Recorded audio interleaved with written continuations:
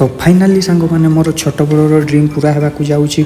मो छोट बड़ ड्रीम थिला कि मु राइडिंग जैकेट आउ बाइक गोटे धरिकी मु इंडियार सबू कोण अनुकोण को जीवार तो सेटा मोर ए पूरा होगा जाऊँगी। तो आम चलीगलु सीधा रायरमपुर आमर ये किसी कम था गाड़ी पल्यूसन करके आम पेट्रोल टैंक फुल कलु देन चलीगलु सीधा टाटानगर आड़ को। तो टाटानगर आड़ को जावा आगे एठार वर्षा देदेला तो आम टे अटकी गलु तो देन तापर वर्षा छाड़ू छाड़ू आम पहुँची गलु टाटानगर। तो टाटानगर पहुँचिकी रांची आड़ को जी रास्तार आम टे मझीरे खावाई अटकी गलु तापर आम एठार भात आउ अंडा खाइबा लगिलु। अंडा खाई सारी आम सीधा चलीगलु रांची जाइए आम गाड़ी काम हम तो आम एत दूर जाऊँ ना से आम कम सारी रामगढ़ पहुँची गलु। रामगढ़ सीधा चलीगलु हजारीबाग। तो आज का रात हजारीबाग के साथ 400 किलोमीटर कंप्लीट।